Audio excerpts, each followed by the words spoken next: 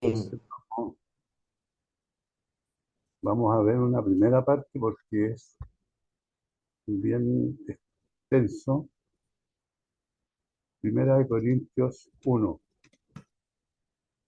El título es Jesús, la sabiduría de Dios. Seguimos con Pablito, ¿no es cierto?, para que nos enseñe, nos siga enseñando. Saludación y acción de gracia. Primera de Corintios 1:1, ¿no es cierto? ¿De quién proviene la carta? Pablo, un llamado apóstol.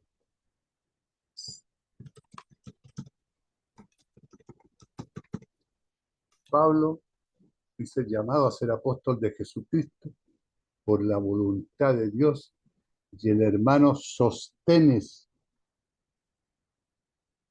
¿Quién es el hermano Sostenes? Se refiere a un personaje bíblico, hermano, hermanita, mencionado por Pablo en Primera de Corintios, donde se le llama nuestro hermano Sostenes, a un líder judío en Corintios que se convirtió a Cristo y ayudó a Pablo a redactar la carta de Corintios. ¿Ya? Este es el hermano Sostenes, S-O, ¿no es cierto? Sostenes. Pablo Amén.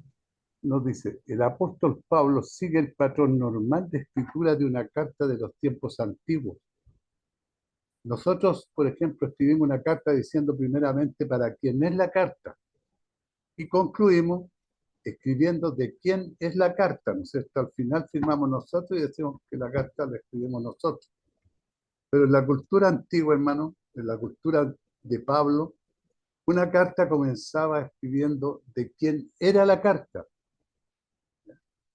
y aclarando para quién estaba dirigida.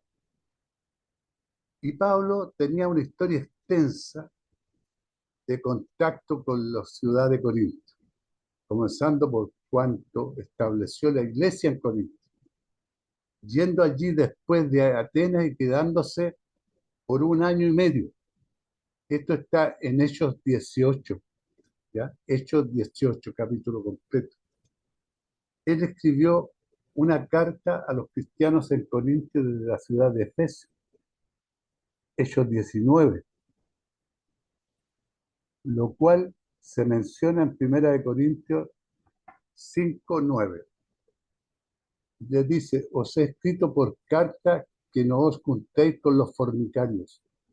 Ese es el mensaje que Pablo le llega a los corintios mediante esta carta. Y esta carta previa, hermano, se perdió. Pablo después recibió reportes de la gente de la casa de Chloe, de la otra persona, acerca de disturbios en Corinto. Primera de Corintios 1:11 nos dice, porque he sido informado acerca de vosotros, hermanos míos, por los de Chloe, que hay entre vosotros contienda. Si el hermano pudo haber recibido una delegación desde Corintios, ¿ya? Porque Primera de Corintios 16:7 nos dice, porque no quiero veros ahora de paso, pues espero estar con vosotros algún tiempo, si el Señor lo permite. ¿Quién trajo a él? Pregunta de la congregación. Primera de Corintios 7:1. En cuanto a las cosas de que me escribisteis, bueno le sería al hombre no tocar mujer. No hay mayor aclaración a qué se refiere este texto, ¿ya? Pero más adelante lo vamos a ver. Después Pablo escribió Primera de Corintios para responder a esos reportes. Después de esa carta, Pablo escribió, ¿no es cierto?, Primera de Corintios, para responder justamente a estos reportes. Pero por todo el tiempo que Pablo pasó en Corinto y todas las cartas que les escribió, sabemos más acerca de los cristianos en Corinto que lo que sabemos de cualquier otra iglesia en el Nuevo Testamento. Sabemos más de lo que pasó en Corinto que de las iglesias del Nuevo Testamento. llamado a ser apóstol. Pablo dice, inicio de las cartas, ¿no es cierto? O esclavo, o llamado a ser apóstol. En fin, él tiene su comienzo. Al comienzo de la carta, de hecho, la primera pocas palabras muestra su declaración de credenciales apostólicas sin temor. Él se declara un apóstol sin temor a equivocarse y sin temor a que lo juzguen. Tal como es evidente en Segunda de Corintios, la fama y autoridad de Pablo, hermano, como un apóstol, no eran apreciados entre los cristianos de Corinto. No, los corintios no lo apreciaban. Él dice, llamado a ser apóstol. Es literalmente un apóstol llamado. Pablo solo les permite saber qué tipo de apóstol es. Pablo sabe que no es uno de los 12 apóstoles, pero sabe que es a la par con ellos porque al igual que ellos, él fue elegido por Dios. Para enfatizar el punto, Pablo escribe, apóstol de Jesucristo por la voluntad de Dios. O sea, les recalca, apóstol de Jesucristo por la voluntad de Dios, no por voluntad mía. Yo no me estoy poniendo el nombre de apóstol, dice Pablo. Soy apóstol por la voluntad de Dios. Pablo ya ha contendido con los cristianos en Corinto. Esto es como si estuviera diciendo, puede que ustedes no reconozcan mis credenciales de apóstol, pero eso es de poca importancia para mí, porque no soy un apóstol por elección popular, no soy apóstol a través de la designación de otros apóstoles, ¿ya? O sea, él les deja claro que él es apóstol por Cristo, no porque lo nombraron los hombres, o por votación popular, como dice él, ¿no? Soy apóstol de Jesucristo por la voluntad de Dios, no la voluntad de ningún hombre, sino que por la voluntad de Dios. ¿Qué es un apóstol de Jesucristo? ¿Qué es un apóstol de Jesucristo? En 1 Corintios 15, Pablo tratará más a fondo qué es lo que hace una persona apóstol, un apóstol. Pero sin embargo, hermano, aprendemos algo tan solo del significado de la palabra en griego, apóstolos, que significa idea de un embajador especial. El apóstol, la palabra apóstolos significa embajador especial. Y Pablo era un embajador especial de Jesucristo al mundo y a la iglesia. Y eso no cabe la menor duda por las cartas de Pablo. Incluso en su introducción, Pablo está pensando acerca de los asuntos críticos que necesita comunicar a los corintios. Esta es una carta en la cual Pablo ha pensado cuidadosamente. Y aquí vemos que el hermano Sostenes, este hombre Sostenes probablemente es mencionado, ¿no es cierto? En Hechos 18-17 yo lo busqué como la cabeza de la sinagoga corintia, quien fue golpeado porque persiguió a Pablo. Él fue un perseguidor de Pablo. Cuando Pablo vino por primera vez a Corintio, el principal de la sinagoga era un hombre llamado Crispo. Crispo que yo en el Señor con toda su casa. En Hechos 18:8, capítulo 18, versículo 8, y nos dice, y Crispo, el principal de la sinagoga, creyó en el Señor con toda su casa, y muchos de los corintios, oyendo, creían y eran bautizados, y fue salvo. Así que fue despedido, renunció a su trabajo como principal de la sinagoga. Su reemplazo fue un hombre llamado Sostenes, ya lo habíamos escuchado, quien fue golpeado por los oficiales romanos en un pequeño golpe antisemítico contra los judíos que intentaron perseguir a Pablo. Este Sóstenes con otros más intentaron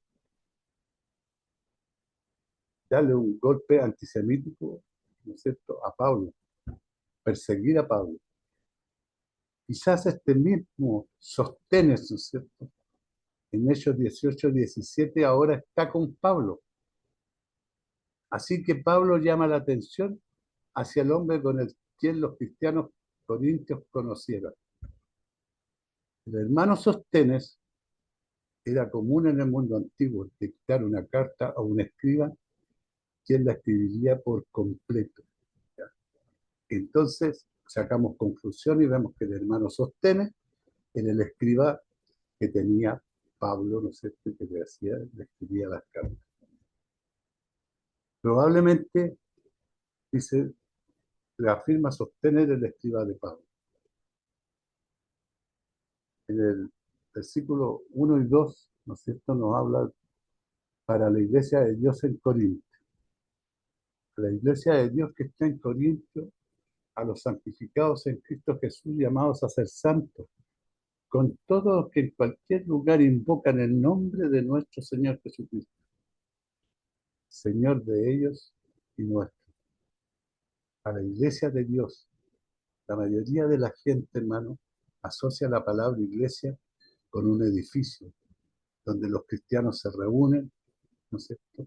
Eso es lo que la mayoría de la gente asocia la palabra iglesia a ese edificio, pero eso no es la iglesia. Pero la palabra del griego para iglesia, eclesiases, no era una palabra religiosa para una asamblea de gente, típicamente reunida para un propósito específico. La palabra griega tiene tanto un trasfondo gentil como judío.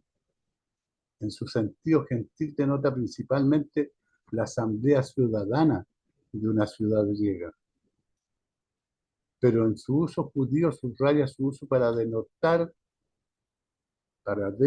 sea, para despreciar la comunidad de creyentes en Jesús. En la Septuaginta es una de las palabras usadas para denotar al pueblo de Israel en su carácter religioso como la asamblea de Yahvé. ¿Ya? El término iglesia de Dios, hermano, se asocia con el Antiguo Testamento, especialmente en la Septuaginta, la antigua traducción griega del Antiguo Testamento. Debido a que iglesia también era un término secular, refiriéndose a las reuniones de la ciudadanía en una ciudad, estado para discutir y decidir acerca de asuntos de interés público, Pablo llama a la reunión de cristianos en Corinto como la iglesia de Dios. O sea, a esta asamblea él le pone un apellido, iglesia de Dios. Esto, hermano, no es la reunión del mundo, sino de Dios. Pablo no solamente considera a estos creyentes en Corinto para ser la iglesia de Dios, creyentes en Palestina también se mencionan de esta manera, así como la iglesia en general que está en Corinto. Corinto es una de las grandes ciudades del mundo antiguo y una comunidad muy parecida al sur de California, lo que nos explica el escritor. Era próspera, ocupada y en crecimiento. Tenía una merecida reputación por la búsqueda desenfrenada del placer. Corinto tenía una rica mezcla étnica, ¿ya? Era un centro de deportes, gobierno militar y negocios. Cuando Pablo vino a Corinto, hermano, la ciudad había sido famosa por cientos de años antes de que él naciera. Antiguos escritores consideraban a Corinto rico, próspero, siempre bueno, adinerado.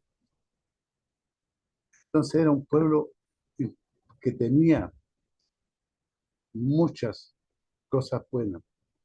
Los romanos destruyeron Corinto en el año 146 a.C., pero Julio César reconstruyó la ciudad 100 años después.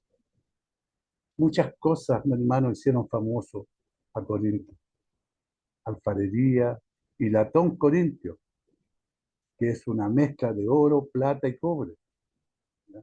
De la ciudad eran famosos mundialmente competencias de atlética famosas conocidas como los Juegos Ísmicos, segundos solo de los Juegos Olímpicos. De ahí seguramente viene el nombre de los Juegos Olímpicos o de las Olimpiadas, aunque en Roma también se hacían Olimpiadas. Se llevaba a cabo en el templo de Poseidón en Corinto. Cada 2 años, Atena, Apolo, Poseidón, Hermes, Isis, Serapis y Esclepios, entre otros, tenían sus templos en su honor en Corinto. Pero lo más prominente, hermano, era la adoración a la Afrodita Corintia, quien tenía más de 1000 prostitutas, mujeres y sacerdotisas a su servicio. Era una reina. Corinto era una ciudad grande de negocios, especialmente por su localización. Estaba en un istmo de tierra de 4 millas por 1 de ancho. En su parte más estrecha, el istmo era cruzado por una vía llamada el Björkul, sobre la cual las naves eran arrastradas sobre ruedas de un puerto a otro. Esto estaba en constante uso porque los marineros de este modo podían evitar zarpar alrededor del peligroso promontorio de Malea. Los marineros querían evitar el de navegar alrededor de Malea, la cual se identificaba por 2 dichos populares. Deja que el que navega alrededor de Malea olvide su hogar, y deja que aquel que navega alrededor de Malea primero haga su testamento. O sea, era peligroso el navegar por Malea, ¿ya? Por eso cruzaban las naves, ¿no es cierto?, a la rastra en carros con ruedas. Si la nave era muy grande para ser arrastrada, la carga era descargada y cargada en otra nave al otro lado del istmo. El pueblo corintio, hermano, era conocido mundialmente también por fiesteros. Eran buenas para fiesta, para embriagarse, eran moralmente inmorales sexuales, relajadas. El término coritiasomai era bien conocido en el Imperio Romano y literalmente significaba vivir como un corintio. Pero todo el mundo sabía que significaba realmente estar sexualmente fuera de control. Eliano, el difunto escritor griego, nos dice que si un corintio era puesto en escena en una obra, era mostrado ebrio. Ese era lo que la gente pensaba de los corintios. ¿Ya? Esa es la imagen que tenían de los corintios. Cada vez que representaban a un corintio, lo que se representaban como un ebrio. Fe, con doble E, comenta sobre la inmoralidad sexual de los corintios. La sala de Asclepios, en el actual Museo de Corinto, nos da una evidencia muda de esta faceta de la vida en ciudad. Aquí en un muro hay un gran número de votivos de arcilla, de genitales humanos que han sido ofrecidos al dios por sanidad de esas partes del cuerpo, aparentemente devastados por enfermedades venéreas. Fe, FE, resume su análisis de Corintio escribiendo: todo esta evidencia junta sugiere que el Corinto de Pablo era tal como Nueva York, Los Ángeles y Las Vegas del mundo antiguo. León Morris Otro escritor describe a Corintio como alerta intelectual, materialmente próspera, pero moralmente corrupta.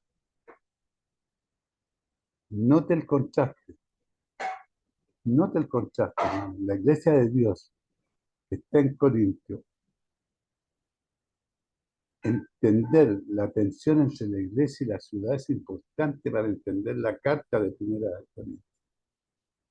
La conclusión es esta: ¿la iglesia está influenciando a la ciudad o la ciudad está influenciando a la iglesia? Era la pregunta. Morgan lo dice muy bien en su introducción.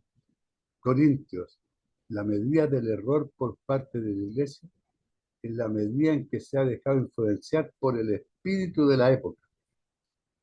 En ocasiones se nos dice que lo que la iglesia necesita supremamente es que debe tomar el espíritu de la época. Una y mil veces no. Lo que la iglesia necesita supremamente es corregir, hermano, el espíritu de la época. No quedarnos con el espíritu de la época y que el espíritu de la época nos arrastre, no. Es corregir el espíritu de la época. Pablo continúa su descripción de los cristianos de Corinto, a los santificados en Cristo Jesús, llamados a ser santos. Las palabras santificados y santos, hermanos, comunican la misma idea de ser apartados del mundo. ¿Para quién? Para Dios. Nótese la palabra ser insertada por traductores. Los corintios eran llamados santos, no llamados a ser santos. Eran santos. Los corintios eran llamados santos, no llamados a ser santos. Hay mucho en Primera de Corintios que es poco halagador a los cristianos en Corinto.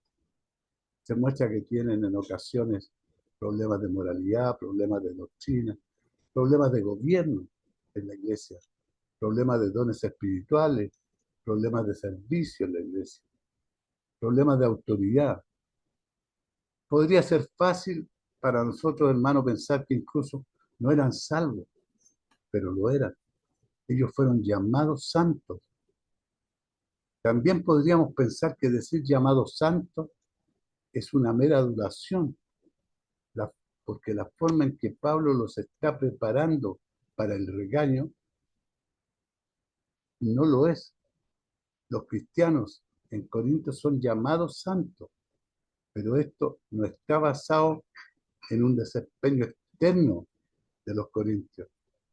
Es fundado en una promesa de Dios cuando dijo: porque yo tengo muchos pueblos en esta ciudad, en Hechos 18:10, porque yo estoy contigo y ninguno pondrá sobre ti la mano para hacerte mal, porque yo tengo mucho pueblo en esta ciudad. Ese es Hechos 18:10. Señor de ellos y nuestro. En sus primeras pocas palabras, Pablo está echando fundamento para un problema fundamental, hermano, al que se dirigirá en esta carta. Unidad cristiana basada en el señorío común de Jesucristo. Los cristianos corintios son llamados santos, pero esto no es exclusivo para ellos. Ellos son santos junto con todos los que en cualquier lugar invocan el nombre de nuestro Señor Jesucristo.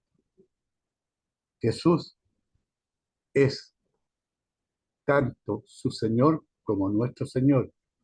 Y porque ellos comparten un Señor en común, ellos comparten una unidad esencial.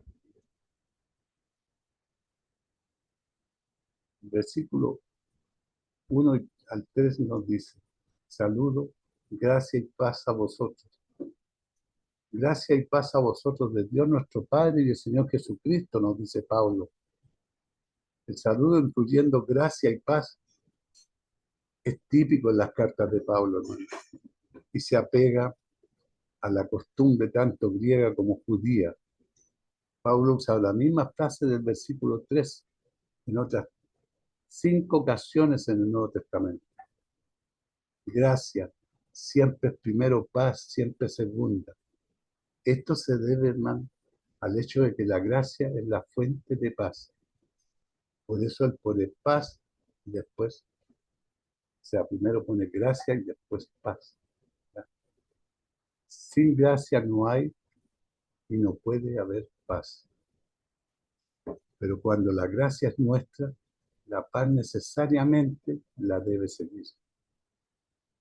Pablo, a menudo, más de 17 veces en la carta, se referirá a Jesús como el Señor Jesucristo, porque es bueno recordar lo que el título significa, hermano.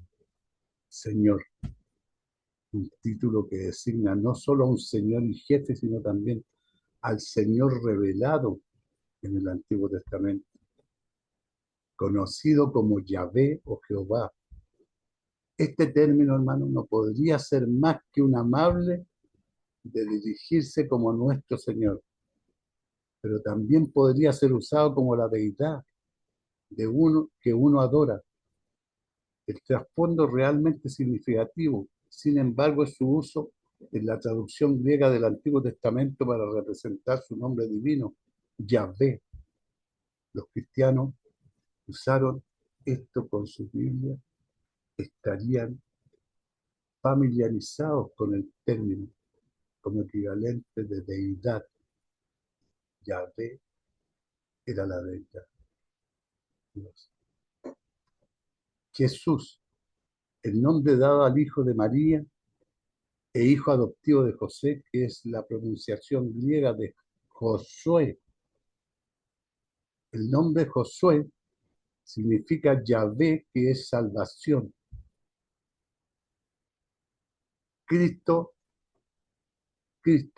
esta es la antigua traducción griega de la palabra hebrea para Mesías o el ungido. Cristo es la antigua traducción griega de la palabra hebrea para Mesías o el ungido. Este es aquel que se profetizó por las escrituras del Antiguo Testamento, enviado por el Padre para salvarnos y liberarnos. El versículo 4 al 9 nos dice una oración de acción de gracia.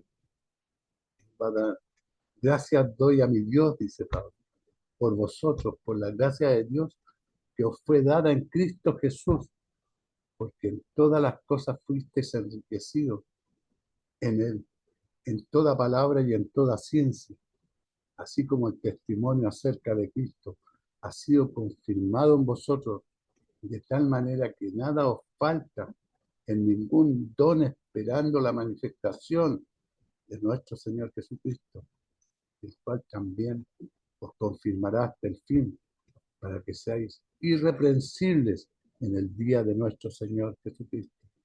Fiel es Dios, por el cual fuisteis llamados a la comunión con su Hijo Jesucristo, nuestro Señor.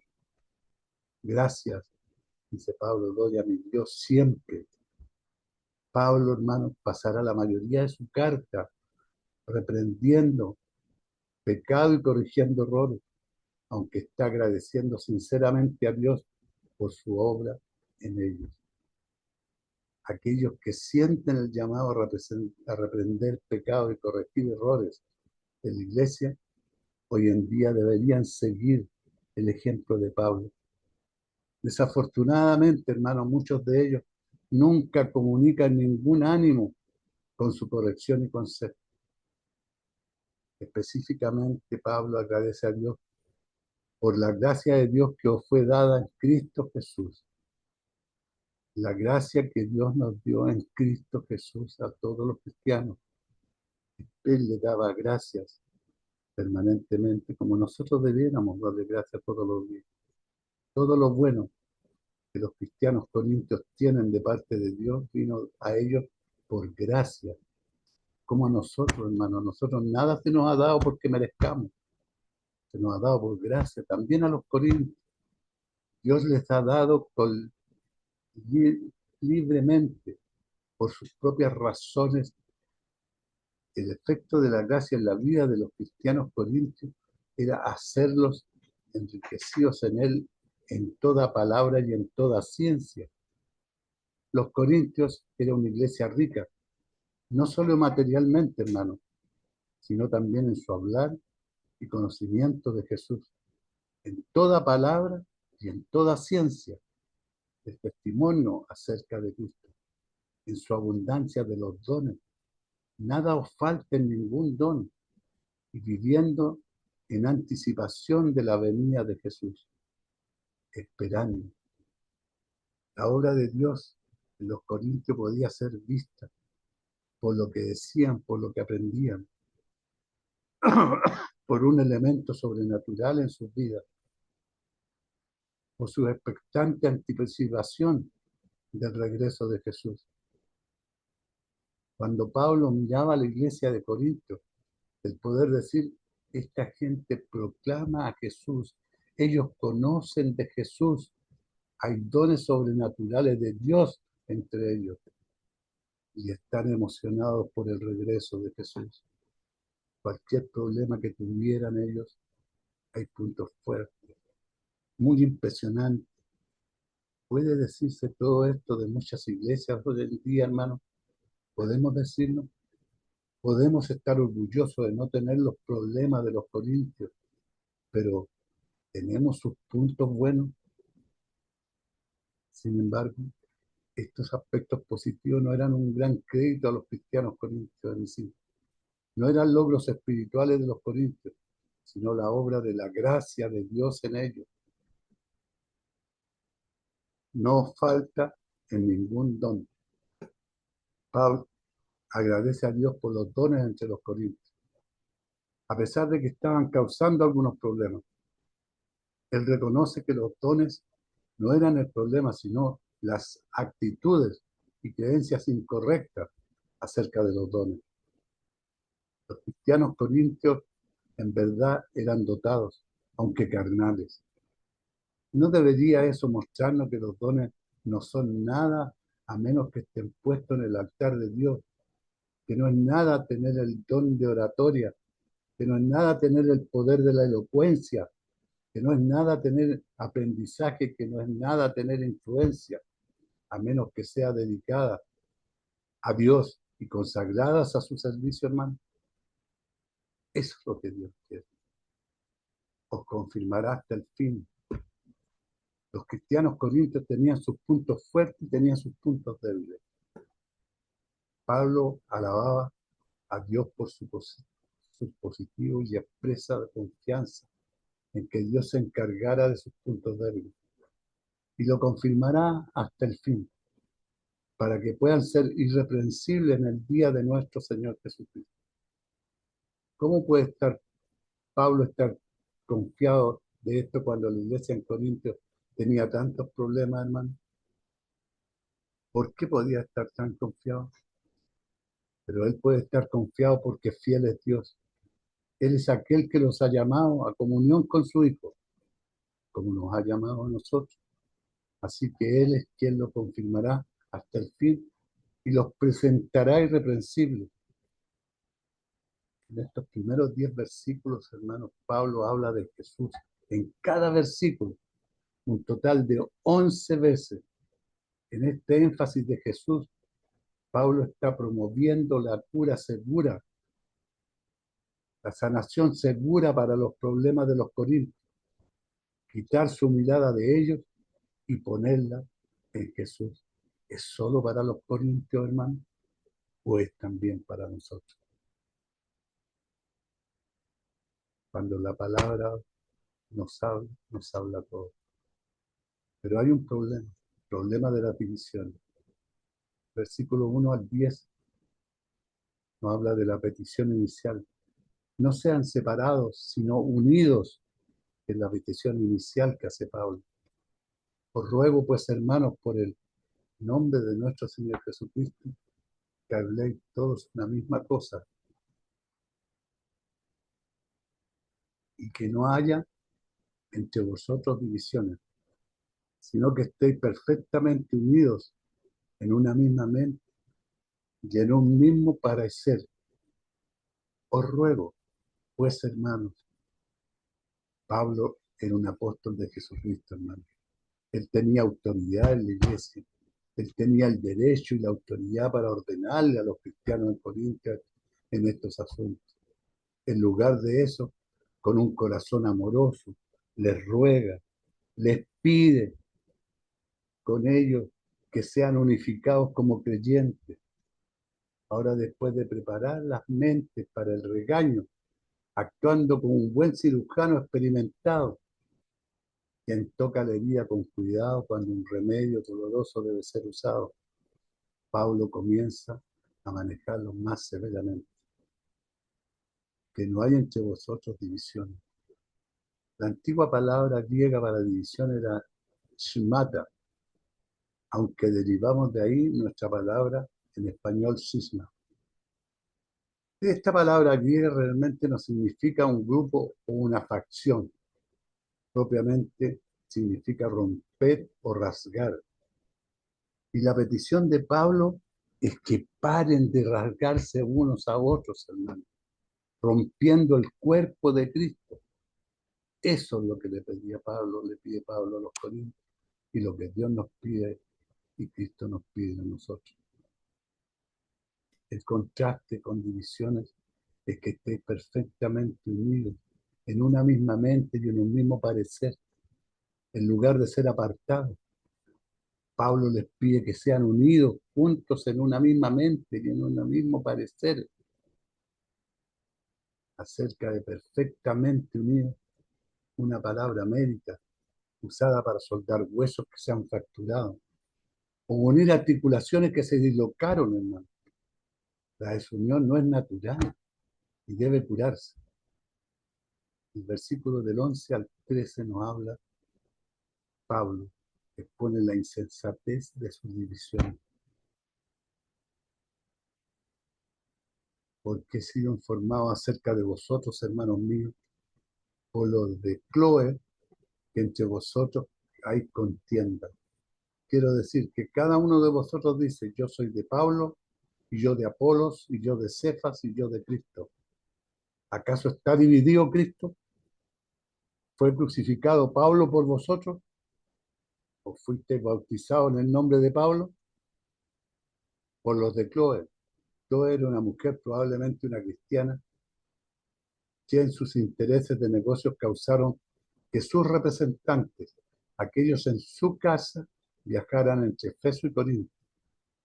Pablo está escribiendo esta carta desde Efeso, donde esta gente de la casa de Cloé le ha visitado y le ha dicho acerca de lo que acontece en la iglesia corintia. O sea, le fueron a contar a Pablo lo que estaba pasando en la iglesia de Corinto.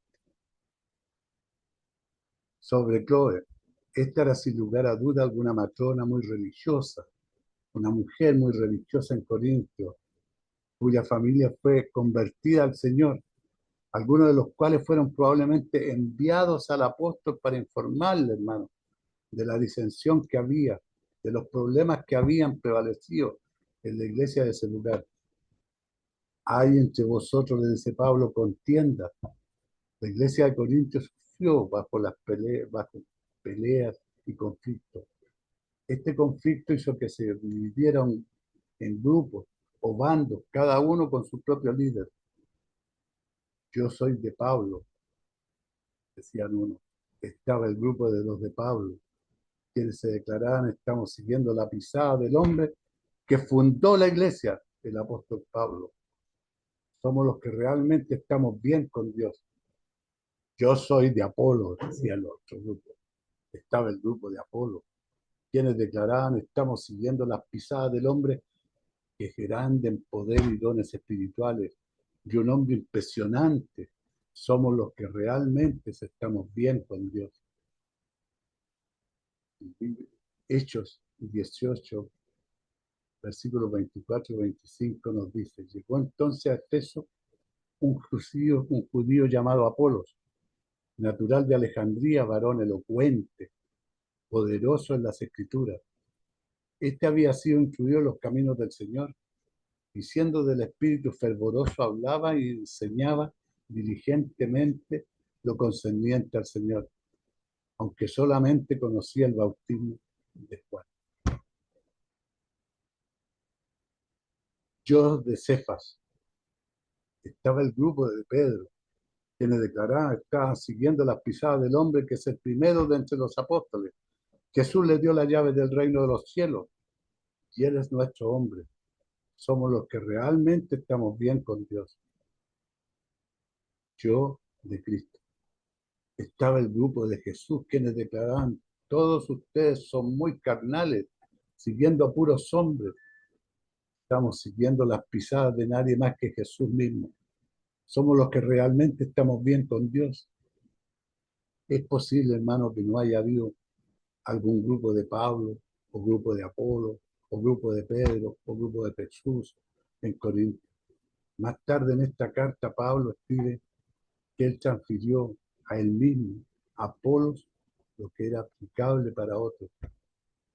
Y en 1 Corintios 6 nos dice, pero esto, hermanos, los he presentado como ejemplo en mí y en Apolos, por amor de vosotros, para que nosotros aprendáis a no pensar más de lo que está escrito, no sea por causa de uno, os envanezcáis unos contra otros. Las facciones corintias pudieron haberse centrado alrededor de la gente en la congregación, no los diferentes apóstoles que los ministraron. Incluso si este fuera el caso, la ilustración encaja. Pablo puede estar cambiando los nombres para proteger al inocente o mostrar misericordia al culpable. El gloriarse de los corintios acerca de sus líderes del grupo era gloriarse de sí mismos. No era tanto que ellos pensaran que Apolo era grande, sino que ellos eran grandes por seguirlo. Aunque la división, hermano, es mala, no es incorrecto hacer distinción entre iglesia y ministerio. Dios ha hecho diferentes iglesias, diferentes ministerios, con diferentes llamados y caracteres, porque el trabajo de predicar el Evangelio es muy grande para un solo grupo. Bendigo a Dios, dice Pablo, porque hay tantas denominaciones. Si no hubiera hombres que difieren un poco de su credo, no deberíamos recibir tanto Evangelio como lo hacemos. Dios ha enviado diferentes hombres a diferentes, defender diferentes tipos de verdad, pero Cristo defendió y predicó todo. El testimonio fue perfecto. Una cosa es preferir un ministerio de otro, pero no podemos dividirnos en bandos detrás de un ministerio o de otro. Un ministro de Cristo puede ser justamente preferido a otro. Debemos honrar a aquellos quienes Dios honra más, ya sea por una entrega más plena de su espíritu o por un mayor éxito en sus labores. Pero no debemos, hermanos, apropiarnos de ningún ministerio, ni ellos despreciar a otros. No estamos obligados a hacer que cada ministro sea nuestro pastor, pero estamos obligados a tener un respeto para cada ministro, quien con su doctrina y vida santa responde a su profesión y llamado santo. ¿Acaso está dividido Cristo, hermano? Jesús no pertenece a ningún grupo. Estos bandos ignoran la verdad de la unidad sobre la diversidad de la iglesia. Incluso si todos estuvieran en nombre de la espiritualidad, el elitismo espiritual es abominable. No importa en nombre de quién sea practicado. Había un viejo contencioso, cuaquero, que fue a una reunión a otra sin encontrar la iglesia verdadera. Alguien dijo una vez a él, bueno, ¿a qué iglesia estás ahora? Él le dijo, estoy en la iglesia verdadera por fin. ¿Cuántos pertenecen a ella? Solo mi esposa y yo, y en ocasiones no estoy seguro de ella. ¿Te das cuenta? Más tonto que dividir a Jesús, hermano, es centrar los grupos en las iglesias alrededor del nombre de nombres. ¿Fue crucificado Pablo por vosotros? ¿O fuiste bautizados por el nombre de Pablo? Cuando Pablo lo pone así, eso muestra cuán torpe es enfocarse en quien sea menos en Jesús. Hermano, esta es la primera parte. Seguiremos después con la segunda parte para completar este estudio donde Pablo nos habla tan claramente cómo debemos reaccionar los cristianos. Que Dios los bendiga, hermano.